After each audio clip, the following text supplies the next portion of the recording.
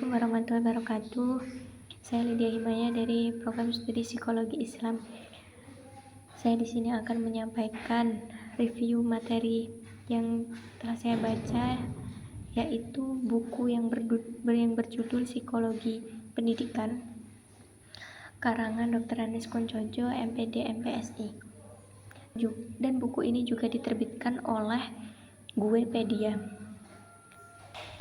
Buku ini menjelaskan tentang landasan psikologi pendidikan. Hubungan antara psikologi dan pendidikan. Psikologi pendidikan atau educational psychology merupakan frasa yang terdiri dari kata psikologi dan pendidikan. Psikologi pendidikan sebagai salah satu disiplin ilmu tersendiri yang menghubungkan antara disiplin ilmu psikologi dan disiplin ilmu pendidikan. Psikologi dan pendidikan merupakan dua kajian yang masing-masingnya itu memiliki objek kajian dan karakteristik tersendiri. Namun, terdapat titik temu antara keduanya. Untuk memperjelas pembahasan, saya di sini akan menjelaskan tentang pengertian psikologi dan pengertian pendidikan, dan juga tentang psikologi sebagai landasan psikologis pendidikan. Psikologi, menurut Wharton dalam bukunya yang berjudul The Mass and Variation, adalah ilmu jiwa, karena akar kata dari psyche yang artinya jiwa dan logos yang artinya ilmu. Kedua bahasa Yunani ini pertama kali disatukan pada abad ke-16. Pada saat itu, psikologi masih menjadi bagian dari kajian filsafat, dan selama ribuan tahun, para filsuf mendiskusikan objek psikologi, yaitu jiwa. Di buku ini juga menjelaskan bahwa ada peristiwa penting yang terjadi dalam perjalanan sejarah psikologi, yaitu ketika seorang dokter, fisiolog dan filsuf bernama Wilhelm Wundt pada tahun 1879 ia mendirikan laboratorium psikologi di Leipzig, Jerman. Ini merupakan laboratorium psikologi pertama di dunia. Wundt berusaha memisahkan psikologi dari filsafat dengan menganalisis cara kerja pikiran dengan penekanan pada pengukuran dan kontrol objektif. Wundt memandang psikologi sebagai ilmu yang mempelajari pengalaman sadar dan sudut pandangnya yang dikenal dengan istilah strukturalisme, berfokus pada upaya komponen-komponen dasar mental dari persepsi, kesadaran, proses berpikir, emosional, dan kondisi mental. Wundt dinyatakan sebagai pendiri psikologi, dan pada tahun 1879 dinyatakan sebagai tahun berdirinya psikologi. Seiring berjalannya waktu, bermunculan perspektif baru dalam psikologi dengan objek kajian yang berbeda-beda dengan apa yang dilakukan Wundt ini. Dan Pancasila menurut Hodgson, kata education berasal dari bahasa Latin, yaitu educato, yang memiliki arti pemuliaan, pembesaran, dan pemeliharaan. Kajian tersebut menunjukkan bahwa pendidikan berusaha untuk memelihara kualitas yang baik dan mengeluarkan atau merubah potensi-potensi untuk diarahkan menjadi kemampuan nyata. Dengan pendidikan, berbagai kemampuan yang telah dimiliki pelajar menjadi meningkat.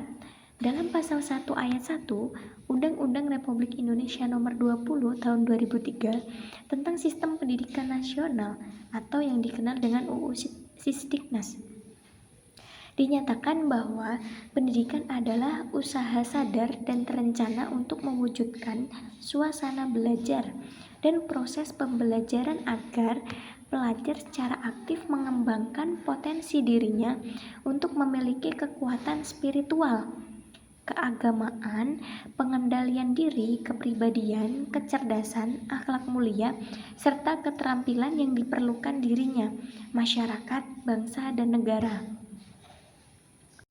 Berdasarkan Undang-Undang Sisdiknas, kita dapat mengambil pokok-pokok pengertian pendidikan sebagai berikut.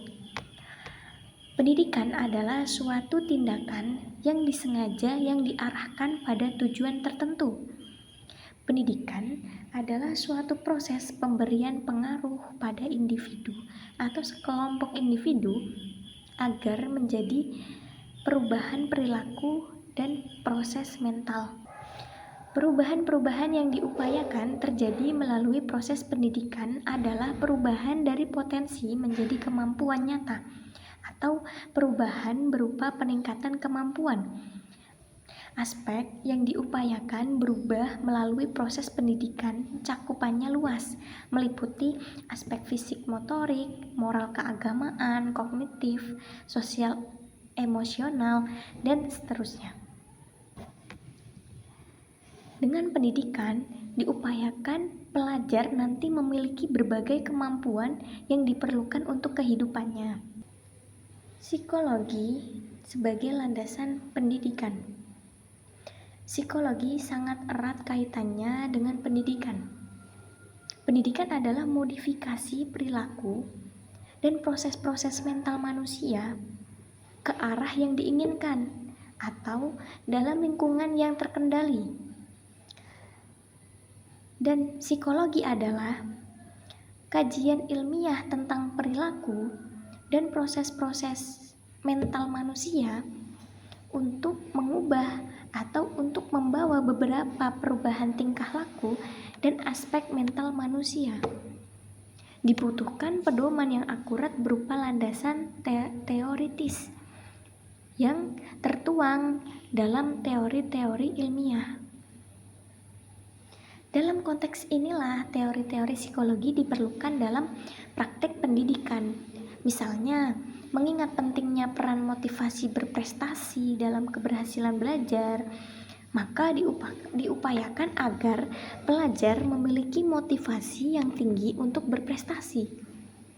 Upaya ini harus didasarkan kajian teoritis tentang motivasi berprestasi. Mendidik pada dasarnya adalah membantu perkembangan pelajar agar si pelajar tersebut itu berkembang ke arah yang diharapkan. Maka pendidik harus memahami latar belakang psikologis pelajar, misalnya berkenan dengan bakat, minat, motivasi, kecerdasan, dan lain-lain. Hal ini mengandung makna bahwa psikologi merupakan landasan pendidikan, sehingga seringkali psikologi pendidikan disebut sebagai landasan psikologis pendidikan. Dan pernyataan ini terdapat dalam pasal 12 ayat 1b Undang-Undang Sisdiknas, mengandung makna bahwa dalam memberikan layanan pendidikan harus didasarkan pada latar belakang psikologis. Perspektif psikologi pendidikan. Psikologi pendidikan adalah suatu disiplin ilmu yang relatif baru, meskipun praktik pendidikan yang didasarkan pada prinsip-prinsip psikologis sebenarnya sudah lama dilakukan. American Psychological Association secara resmi mengakui psikologi pendidikan sebagai subdisiplin formal dan menetapkan divisi 15 disiplin psikologi pendidikan pada tahun 1946.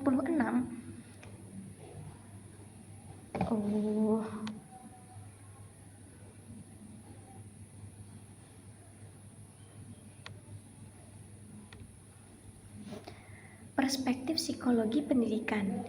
Psikologi pendidikan adalah suatu disiplin ilmu yang relatif, meskipun praktik pendidikan yang didasarkan pada prinsip-prinsip psikologis sebenarnya sudah lama dilakukan. American Psychological Association secara resmi mengakui psikologi pendidikan sebagai subdisiplin formal dan menetapkan divisi 15 psikologi pendidikan pada tahun 1946.